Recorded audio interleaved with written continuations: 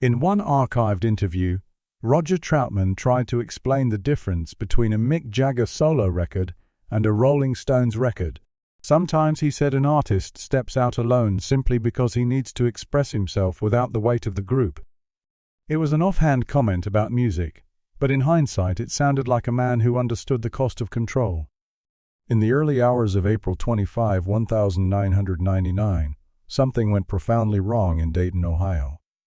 Inside a parked car near a small private recording studio, Roger Troutman, the man whose talkbox sound had quietly rewired black music, was found slumped in the driver's seat, bleeding from 4 gunshot wounds. He was still breathing when first responders reached him. He would not stay alive for long. Minutes later, not far from that car, police found his older brother and longtime manager, Larry Troutman, dead from what authorities immediately labeled a self-inflicted gunshot wound. By sunrise, the language was already fixed in reports and headlines: murder-suicide. No extended press conference, no detailed briefing, just a short conclusion and a rapidly closed file. But buried inside that file were details almost no one outside law enforcement paid attention to at the time. Details that sat uncomfortably beside the official story. The number of shots, the way the scene looked, the timing, the fact that just hours earlier Roger had been actively planning what came next. Now, decades later, those overlooked fragments have resurfaced. And when placed side by side, they suggest something deeply unsettling. Perhaps the truth was never intended to stay buried. By the spring of 1999, Roger Troutman was a man standing quietly at a crossroads. To the outside world, his legacy was already secure. He was the talkbox pioneer whose sound had shaped funk, early hip-hop, and modern R&B, the voice of Zapp, whose influence echoed through records long after their release. But behind that legacy, his private life was far less stable. According to people who knew him, then, Roger was restless, unwilling to be locked inside nostalgia, increasingly determined to reclaim control over his music, his finances, and his future. Years of operating under family management, especially under the authority of his older brother, Larry had begun to feel less like protection and more like a cage. Those close to the situation later recalled a slow build of tension around money contracts and who made decisions. None of it was loud enough to become tabloid material, but it hung over him every day. There were no public meltdowns, no public rants about betrayal. Just quiet fatigue, long stretches of reflection, and a growing conviction that something in the structure of his life had to change. Roger was not pulling away from life. He was repositioning himself inside it. And it is often at exactly that point, when an artist starts to seek independence, when the old power structure feels threatened, that the first quiet seeds of tragedy are planted. By the afternoon of April 24, 1999, Dayton, Ohio, did not feel like the setting for a crime scene. The streets moved at their usual slow rhythm. The air was cool, ordinary, almost dull. Inside his private recording studio, Roger was doing what he had done for most of his adult life: working. The studio was familiar ground. Dim, controlled lighting. A mixing board worn smooth by years of contact. Cables looping across the floor in a pattern only he truly understood. The talkbox sat beside the microphone, not as some retro novelty, but as an extension of his body and his voice. That afternoon he was not chasing the past. He was not playing old hits on repeat to remember who he had been. According to people who later heard pieces of what he recorded that day, he was experimenting, shaping unfinished material, testing arrangements that had not been announced or promised to anyone. This was not the routine of a man retreating from the future. This was the routine of a man still building one. Hours moved quietly. Inside the studio there was no entourage, no crowd of hangers, or no chaotic party atmosphere. Just long cycles of sound and silence, playback, adjustment, pause, repeat. Those close to him would later insist that these details mattered because nothing in his behavior that afternoon suggested panic or emotional collapse. If anything, he appeared steady, controlled, grounded in the ritual that had carried him through decades in the industry. In the early evening, Roger stepped away from the console and made several phone calls. The conversations, according to people who described them later, were practical and straightforward. He talked about upcoming studio sessions, possible live dates and plans that extended beyond that weekend, beyond that month. Crucially, nothing was cancelled. No one received a farewell message. No veiled goodbyes slipped into casual sentences. No one on the other end of the line felt the need to call back and ask if he was all right. In the aftermath, they would all say the same thing: he sounded normal. By late evening, the studio settled into silence. Equipment was powered down in stages the way it always was. Lights clicked off one section at a time. There were no reports of heavy drinking. No drugs scattered across a table. Toxicology results would later confirm what the scene suggested. Roger had been sober, clear-headed, and present. Shortly before midnight, he walked out into the parking lot. The lot was small, poorly lit, but familiar. A place he had pulled into countless times without incident. No security footage from that night was ever released publicly. No confirmed witnesses stepped forward to describe what they saw in those final moments before everything changed. What exists instead is a blank space in the timeline and the consequences that followed it. Sometime after midnight, the quiet broke. Gunshots cut through the stillness of the lot. How many seconds passed between them is unclear. What is known is that when first responders arrived, they found Roger inside his car, gravely wounded by multiple shots. He was still alive, but barely. Emergency crews rushed him to the hospital, but the injuries were too severe. Not long after he was pronounced dead, then came the second discovery. Nearby officers located the body of Larry Troutman, Roger's older brother, his business manager, the man who had controlled contracts and money for years. He was dead from a single gunshot wound that authorities immediately described as self-inflicted. Within hours, a simple narrative locked into place. The press release was brief. The conclusion was firm. Murder-suicide. Case closed. But even that night, before the headlines hardened into accepted history, the story felt wrong to those who knew the details. Roger had been shot 4 times. Not once in a struggle over a weapon, not twice in a moment of chaos. 4 separate shots fired inside a confined space. Investigators reported no major signs of a violent struggle in or around the car. No smashed windows. No overturned vehicle. No public explanation of how the shooting unfolded. No note, no recorded argument, just a fast conclusion. To understand why this disturbed people who knew both men, you have to understand the relationship that led to that parking lot. Larry Troutman was not only Roger's brother. He was his manager, his business partner, the man who had long controlled access contracts and touring money. For years, on paper at least, the arrangement seemed to work. But behind the scenes, pressure had been building. According to people close to the family, Roger had grown increasingly uneasy with how much control Larry held over his finances and career decisions. He wanted more independence, more clarity, more say. Those conversations about change were not hypothetical. They were active, ongoing, and far from resolved. Yet on April 24, Roger did not behave like someone expecting violence. He did not avoid the studio. He did not call off his plans. He did not send out a frantic message asking anyone to intervene. He followed his usual routine. He planned for the future. That contradiction matters because the official story depends on a sudden eruption of rage or despair, a collapse that came out of nowhere. And the timeline leading up to that night does not clearly support it. There is no documented escalation that day, no crisis call, no intervention, no witness outside that parking lot who saw a visible emotional breakdown. By morning, Dayton woke up to the news that one of funk's most distinctive voices was gone.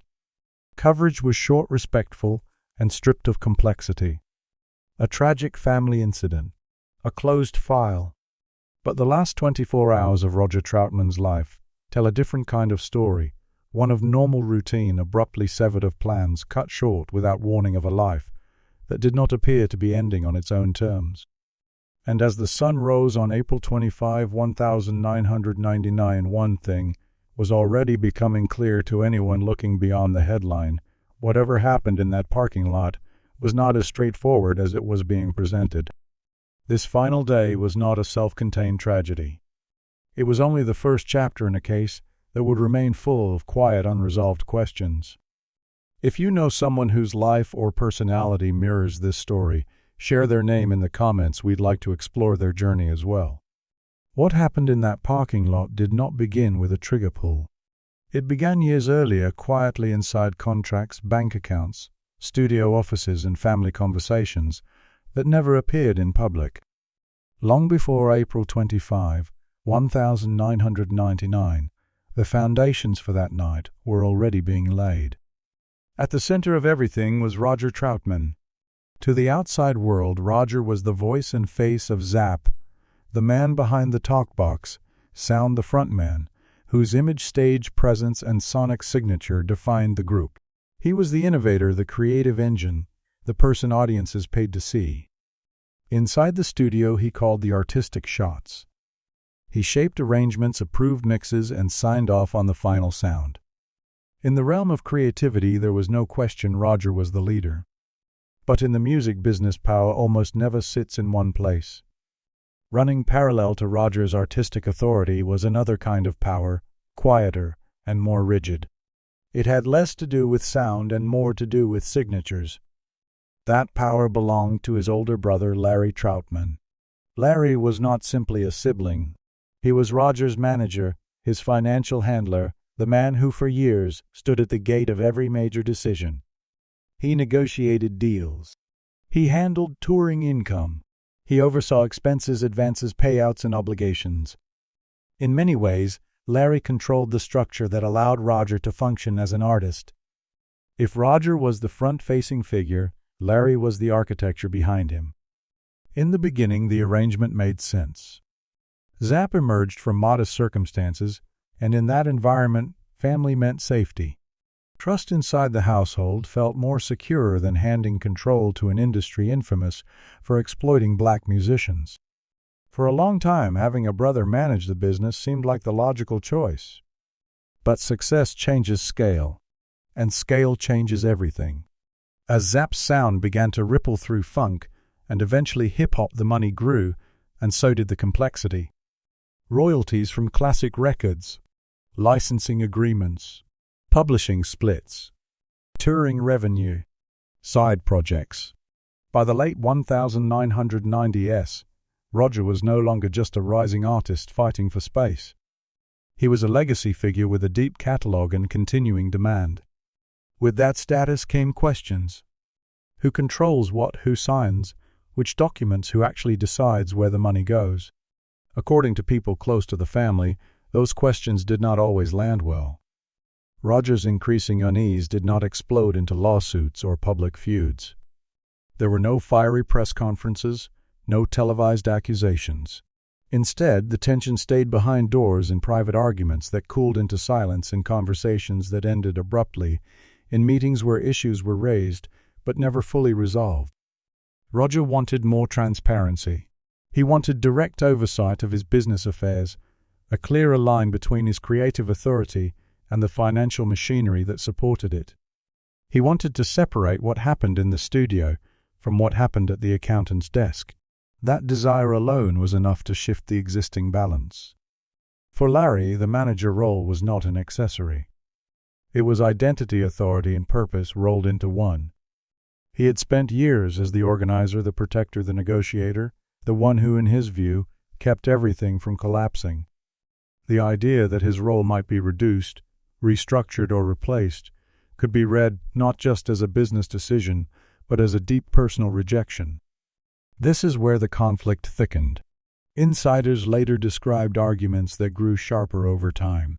What began as discussions over contracts sometimes slid into emotional territory.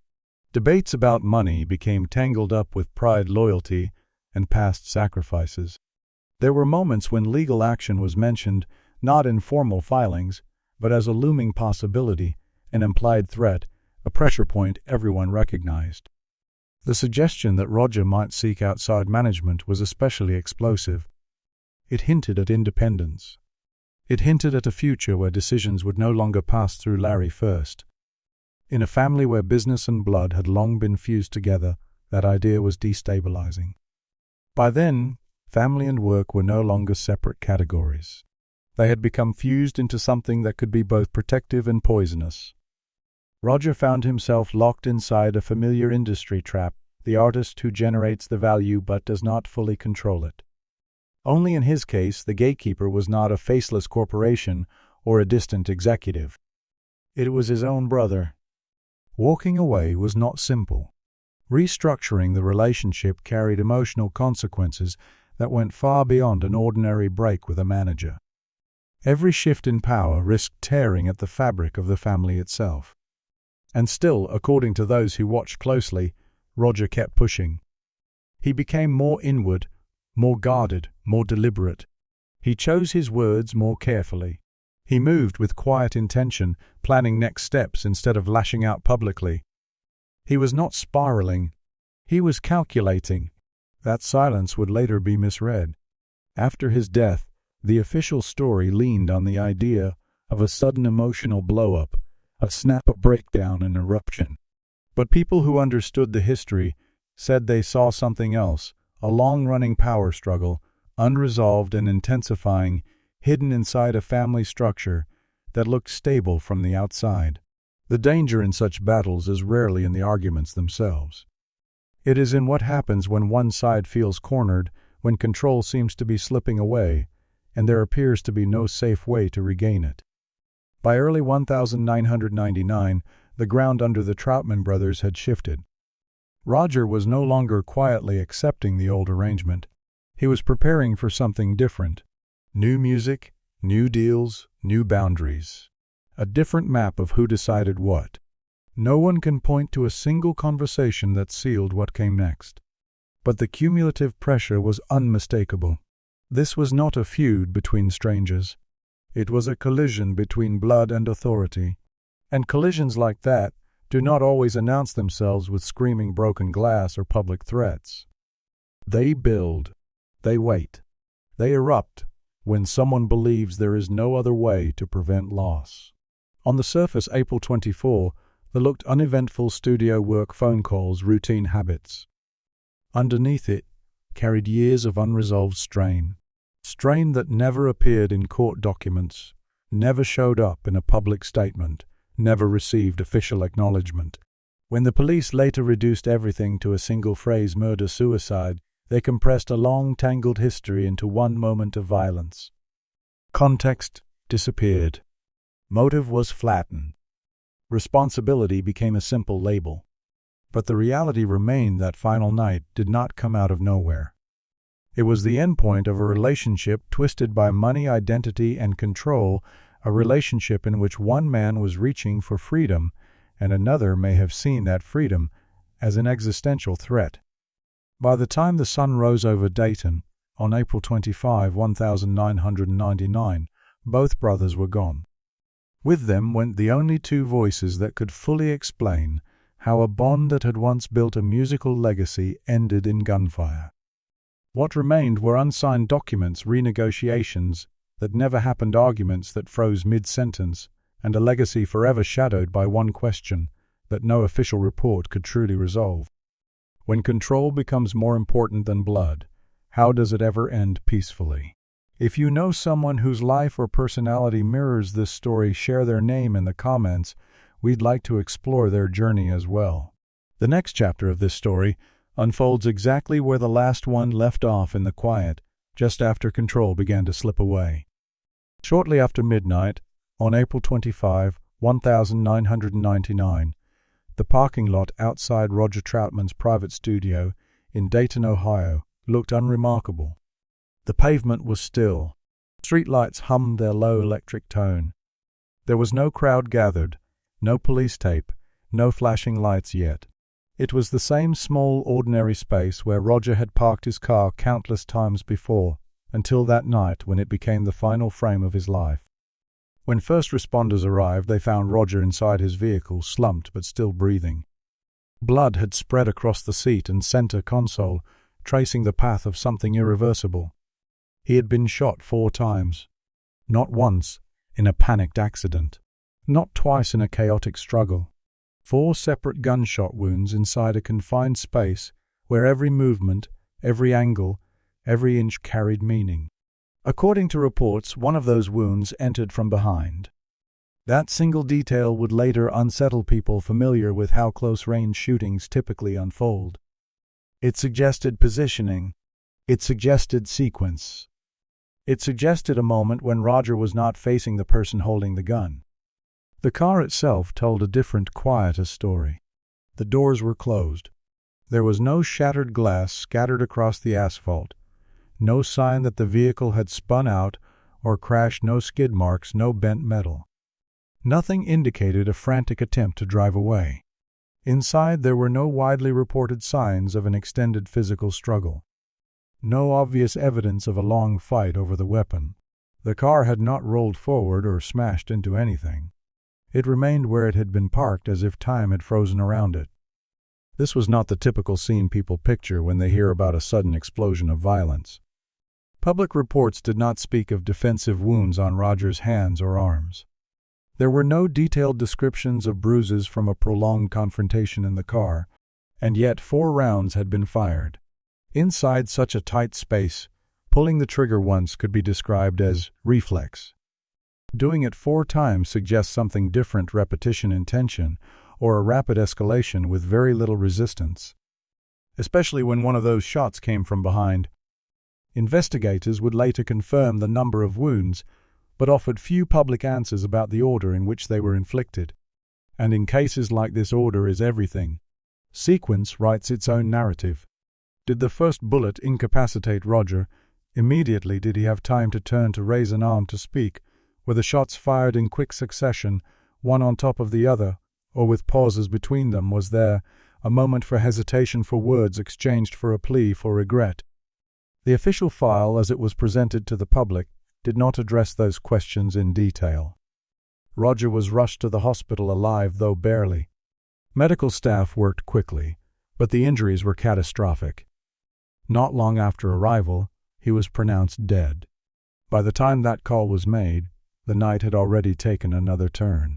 Not far from the car, police discovered the body of Larry Troutman, Roger's older brother, his longtime manager, the man who had for years controlled the business machinery around his career. Larry was dead from a single gunshot wound. Authorities almost immediately described it as self-inflicted, and according to accounts, that label attached itself to the case with remarkable speed. By sunrise, a simple narrative had solidified: Larry shot Roger, then killed himself.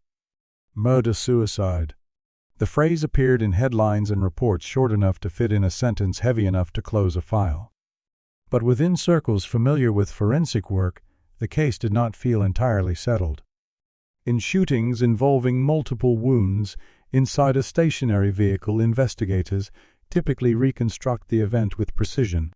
Bullet trajectories, entry and exit paths, firing distances, angles, the approximate positions of everyone involved at each stage. These elements are standard, not optional. They are how forensic experts transform chaos into something that can be understood. In this case, the documentation shared with the public was remarkably thin. There were no widely distributed diagrams mapping bullet paths through the car, no detailed breakdowns of angles and distances, no publicly available step-by-step reconstruction explaining how 4 shots could be fired in such a restricted environment with no clear signs of a prolonged struggle. Instead, there was a summary. Then came the matter of timing, another gap that refused to sit comfortably. If Roger had been shot multiple times and still remained alive long enough to be transported, what happened in the moments after the first shot was fired? Did he attempt to open the door? Was there an effort to crawl out, to stand, to shout for help? Did anyone hear a voice between the gunshots and the sirens? Those details never appeared in the official narrative made available to the public. The gaps were not filled. They were left open. And open spaces attract speculation. Within days, Some people close to the Troutman family began to quietly question what they had been told. Not at podiums, not in front of cameras, but in hushed conversations sometimes years later. The man they knew did not fit easily into the story laid out on paper, and the physical details they heard in fragments only deepened the sense that something was missing. There was also the toxicology report. According to what was later shared, Roger was not under the influence of alcohol or drugs at the time of the shooting. No chemical explanation existed for reckless decision-making, blurred judgment, or impulsive behavior. He was by all accounts clear-headed. That fact clashed sharply with the idea of a sudden, uncontrollable family meltdown inside a parked car. Another detail that troubled observers was the location itself. This was not a private bedroom or kitchen hidden behind closed doors. It was a parking lot adjacent to a working studio, a semi-public space, where anyone could potentially arrive without warning. The risk of interruption was real. Anyone choosing that setting for something so violent would be making a choice under pressure, not comfort. And yet the car remained undisturbed. No rush to flee the scene. No chaotic evidence of a desperate attempt to attract attention. It was as if whatever happened took place quickly and decisively, leaving almost nothing behind except bodies and questions. When the autopsy was summarized for public consumption, it focused on the basics: cause of death, location of wounds, fatal trauma. There was no extended explanation of how Roger's body was positioned when each bullet struck. No clear public statement about distances from which the shots were fired. No thorough official response to the central question: why would a man in a family dispute be shot 4 times, including from behind, without a documented escalation? For the wider public, the story was already settled. A tragic incident between brothers followed by a suicide. A simple, contained disaster. Case closed. But when those details were placed beside the previous chapter, the years of financial strain, the slow-motion power struggle, the looming changes Roger had reportedly been planning, the physical evidence, no longer felt like an ending. It felt like a question mark. Violence rarely appears without a trail. It tends to follow pressure, fear, and desperation. It gathers quietly in the places where control is contested, where someone feels they are about to lose grip on something they believe they cannot live without. The parking lot in Dayton did not suddenly become important at random. It became the visible stage for forces already in motion, forces that standard paperwork and brief police summaries could not fully capture. And as the autopsy details remained sparse, one unsettling possibility refused to fade: the official version of events might have been structurally sound on paper, but incomplete in truth. The record explained how Roger Troutman died. It never convincingly explained why on that night, in that place, with that sequence of shots. And in the space between 4 gunshots, a parked car, and a file closed with unusual speed, another possibility lingers: that what happened was never examined as deeply as it could have been, because doing so might have opened doors some people preferred to leave shut. If you know someone whose life or personality mirrors this story, share their name in the comments. We'd like to explore their journey as well. If the previous chapter cast doubt on how the official story was constructed, this one forces a more uncomfortable question: what was pressing down on Roger before the first shot was ever fired? Because long before a parking lot in Dayton became a crime scene, there were stories, quiet, persistent, and unresolved, circling his private life. By April 1999, Roger Troutman was still visible, still active. He was performing recording booking shows and showing up where he was expected to be. The public saw consistency: a working musician with a legendary sound still in demand. But behind the curtain, there were whispers that moved from tour buses to studios, from green rooms to family gatherings. These were not the kind of rumors that end up on magazine covers. They weren't fueled by tabloids or public scandal. They lived in private conversations between musicians, road crew, relatives, and the people who counted money in back offices. Conversations where the voices dropped a little lower and the details never made it into paperwork. Most of those whispers clustered around one thing: finances. According to multiple accounts shared quietly over the years, Roger's money situation was more complicated than the image of a successful legacy artist might suggest. There were stories about tour advances that never reconciled cleanly, about lingering debts tied to travel production costs and earlier business agreements. Some people claim that certain late 1990s tours had been stitched together using advance payments that created pressure to keep working, even when profits were thin. Others talked about accounting records that did not always line up, depending on who was asked. Different answers, different totals, different explanations. Nothing in these stories ever became the subject of a public lawsuit. No court verdict confirmed fraud or theft. But the pattern in the rumors was consistent, Roger, they said, did not always have a clear, direct view of the full financial picture surrounding his own career. That detail mattered. When an artist begins to suspect that decades of work are not fully reflected in what they can access or control, tension follows. That tension does not just live in bank statements. It shows up in conversations, in glances, in who sits where in a meeting. And according to some people close to the Troutman circle, it extended beyond money on paper. Several individuals later alleged that Larry's control of Roger's life reached past contracts and business negotiations. They claimed he monitored Roger's schedule, controlled access, managed spending, and influenced personal decisions. Not in a loud, overtly abusive way, they said, but in a constant, watchful presence, approving, denying, steering. Over time, the line between management and domination reportedly blurred. Once again, there was no official legal finding to support these claims. No restraining order recorded. No sworn affidavits drafted for a judge. But when people described this period from different vantage points, their stories carried similar themes. Roger wanted space. Larry resisted. The family often felt caught in the crossfire. The Troutman family had built more than a band. They had built an ecosystem, a shared livelihood. That closeness generated opportunity, but it also amplified resentment. Arguments over money did not stay confined to offices. They leaked into living rooms, holiday dinners, and long, tense silences. History sat at every table. By early 1999, people in that orbit said they could feel something tightening, not an explosion, but a slow constriction. Pressure without a visible outlet. Friends and associates later recalled Roger expressing a specific kind of exhaustion, not the language of clinical depression, but of mental fatigue, the worn-out feeling that comes from being watched, managed, and second-guessed. He was not described as frantic or self-destructive. He was described as frustrated, a man trying to find a way to change his circumstances without detonating his family in the process.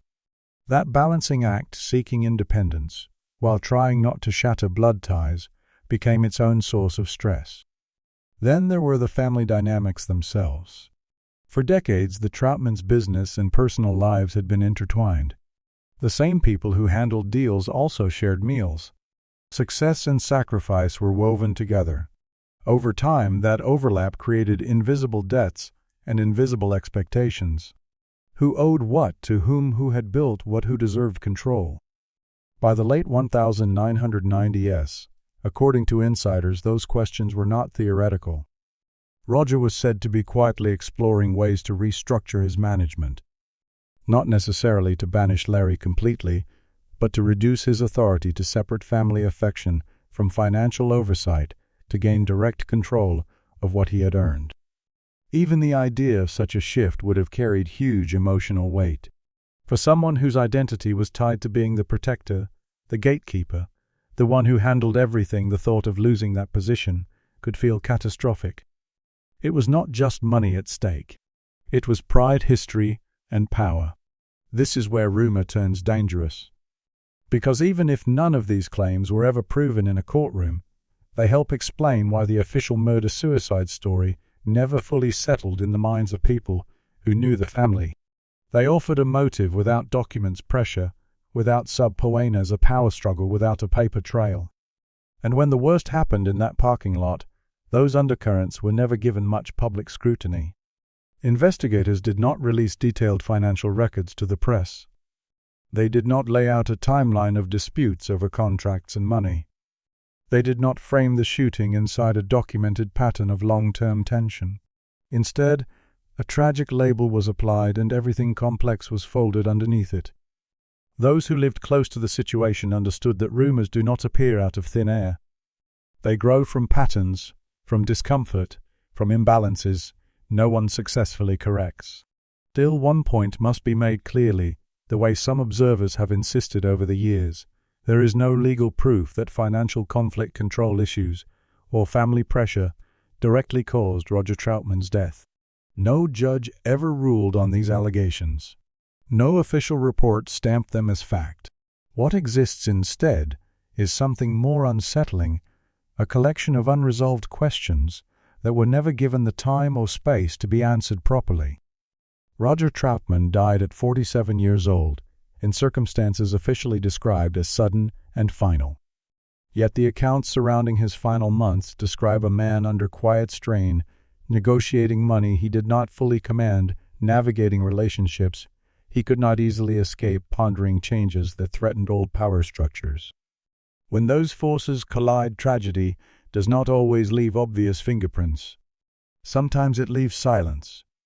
And by the time that silence settled over Dayton, in the early hours of April 25, 1999, it was already too late to sort rumor from reality, too late to trace exactly which pressures pushed hardest, and too late to ask the questions that might have rewritten the narrative altogether. What remains now is not a definitive accusation, but a lingering unease. Unease that the most intimate parts of Roger Troutman's life were never examined with the same precision as the wounds that ended it, and unease at the possibility that in the end the real story was far less convenient than the conclusion everyone was asked to accept. If you know someone whose life or personality mirrors this story, share their name in the comments. We'd like to explore their journey as well. On the morning of April 25, 1999, Dayton woke up to a conclusion already waiting for it. The words were simple, heavy, and final: murder-suicide. Before most people had even processed the shock of losing Roger Troutman, the story of how it had happened was already decided. But as the hours turned into days, a series of gaps began to stand out, small, on paper, troubling in context. The first gap was the absence of any clear warning. There was no suicide note, no voicemail saved on an answering machine, no last-minute fax, no letter, no cryptic message left behind for a spouse, a sibling, a friend. In many cases of familial violence followed by suicide, some form of communication surfaces later, even if vague or fragmented: a sentence scrawled on paper, a final call, a message that reads differently in hindsight. In this case, the official record remained silent. No documented threat, no documented goodbye. The second gap was the stark contradiction between the official narrative and Roger's behavior in the day leading up to his death. Just 24 hours earlier, he had been working in his studio as usual. He made practical calls about upcoming sessions and live dates. He did not cancel his schedule. He did not withdraw from people around him.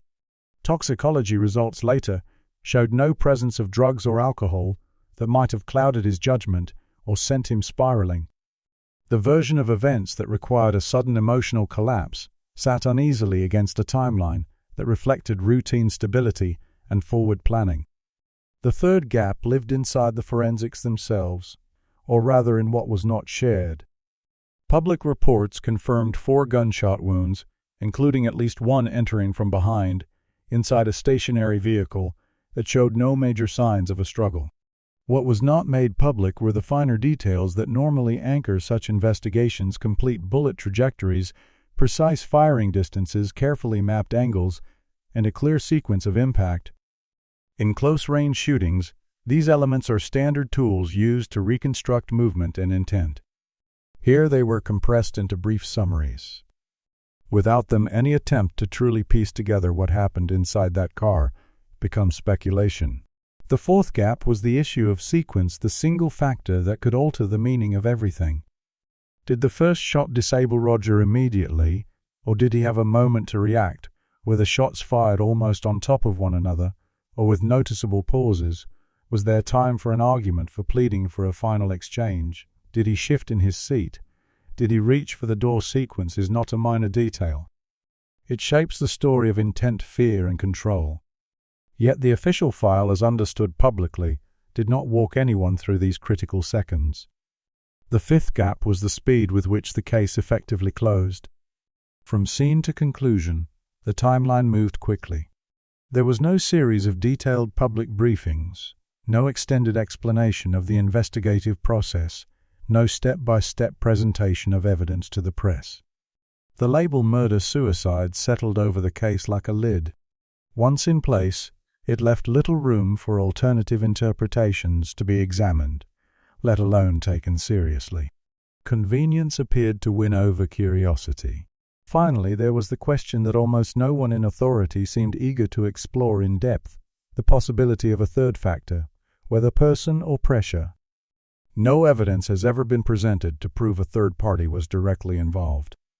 But in cases shaped by long-term disputes over money and power, standard investigative practice often includes a broader look at the surrounding ecosystem, financial records, business conflicts, external pressures, and anyone who might have stood to gain from certain outcomes. In this situation, at least in the public record, those wider avenues appear thinly explored or largely undisclosed. None of these gaps taken alone prove that the official conclusion was wrong. Together, however, they help explain why unease continues to linger decades later. Because the official story does an efficient job of answering how Roger Troutman died, it does not fully answer why that night, why that place, or why that exact chain of events. It does not convincingly explain how a man who was sober, working and planning ahead hours earlier, ended up shot 4 times in a parked car with a case wrapped almost as quickly as the news broke. As years passed, the headlines faded. The rumors receded into the footnotes of music history. The questions, instead of being resolved, settled into the margins, those quiet spaces where inconvenient details often live. But margins matter. They hold the contradictions, the missing context, the pieces that never quite fit the polished version of a story. And in the margins of this case, we are left with a portrait of a 47-year-old artist, standing at a turning point, repositioning his career, questioning control, planning next moves, then vanishing into a narrative that feels too thin for the weight of his life. What remains today is not a formal accusation, but a challenge. A reminder that when investigations stop where they should begin, truth does not vanish. It waits. It waits in the unanswered space between 4 gunshots, a parked car, a brother's body found nearby, and an official conclusion that, for many who knew the pressure behind the scenes, still refuses to feel complete. If you know someone whose life or personality mirrors this story, share their name in the comments.